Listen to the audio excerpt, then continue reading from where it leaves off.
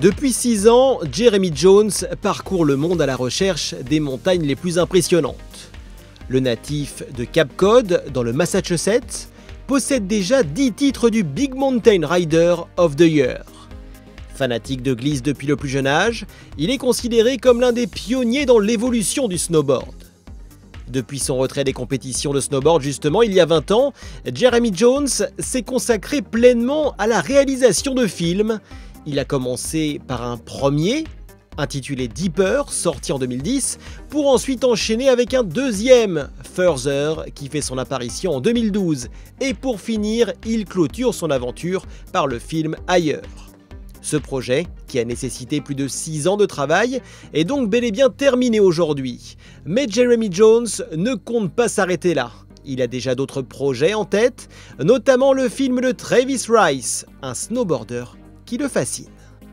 Next year, I plans to work with Travis Rice on his next film, and you know, from there we'll see. I mean, it's funny as you know, with these last 3 films, it seems like I had this like 6-year plan, but it was really present moment, meaning I'd get done with one film, didn't think I would, you know, wasn't sure if I'd do another one, and kind of just get the urge to go somewhere, and slowly over time, you know, we got through 3 films that way of like not thinking that far ahead and just listening to my gut and what's inspiring me. What can I say about Travis Rice is just a really amazing down-to-earth person, and someone that probably the most exciting person I've ever been with in the mountains, meaning when he drops into a line, I'm watching and I have no idea what he's gonna do, and I'm scared, and it's just, he continues to blow me away with his snowboarding, and I feel like, you know, when I watch him ride, it's I'm watching like history in the making.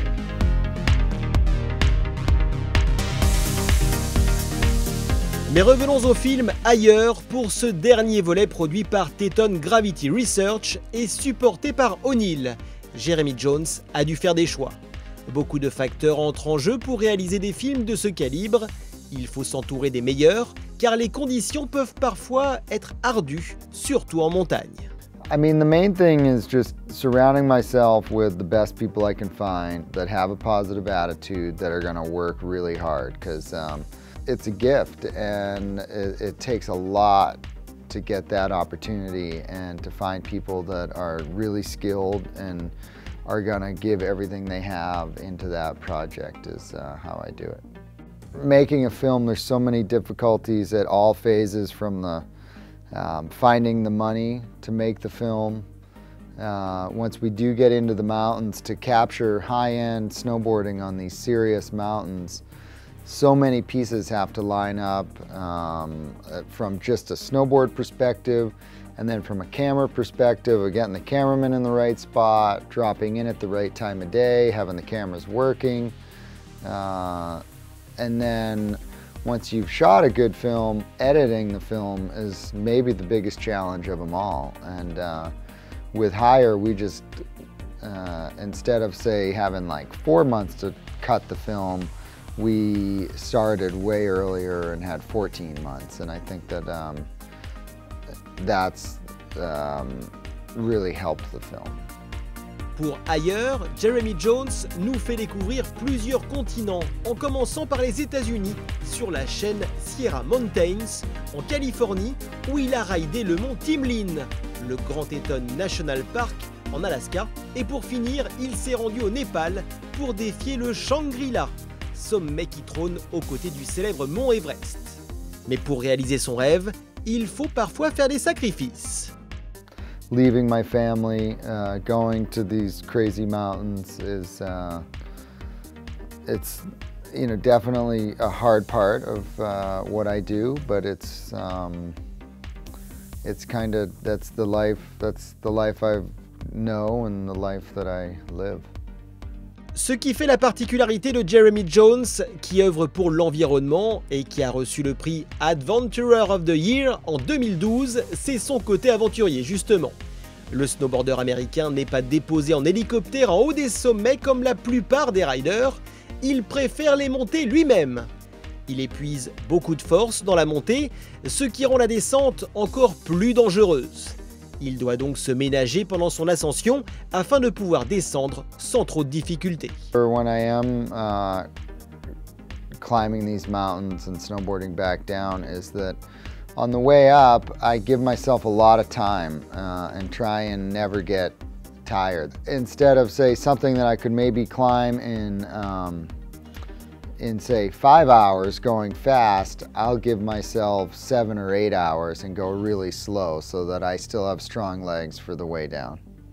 Le plus impressionnant dans ailleurs, c'est son dernier road trip au Népal. Jeremy Jones a en effet défié le Shangri-La, un sommet qu'aucun snowboarder n'avait ridé auparavant. L'ascension de cette montagne, qui se trouve juste à côté du mont Everest, reste l'un des meilleurs souvenirs pour lui.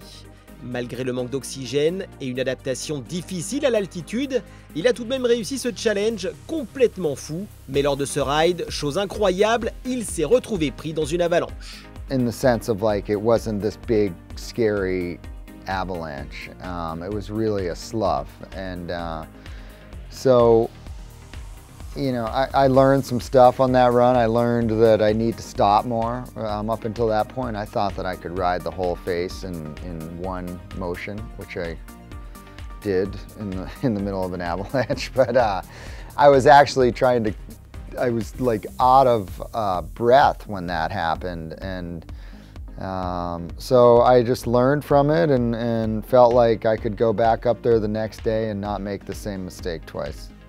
In Nepal, it was about 10 hours, I think. But it took, you know, I think on like 4 weeks into the trip was when we got to go to the summit, and that was about as fast as we could do it, getting acclimatized.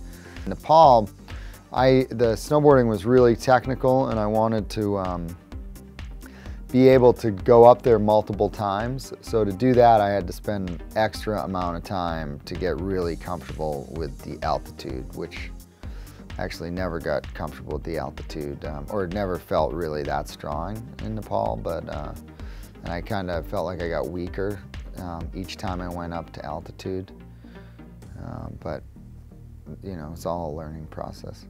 To climb to the summit was like a 8 to 10 hour climb, but again, going really slow and taking big breaks along the way, so just stretching it out, so trying to give myself like as much energy as I had for the descent. Vous l'aurez compris, pour réaliser ces prouesses, il faut beaucoup d'entraînement. How I train is just, most of the training is spending a ton of time in the mountains, long days, whether it's biking in the summer, rock climbing, hiking. In the winter, lots and lots of days of splitboarding.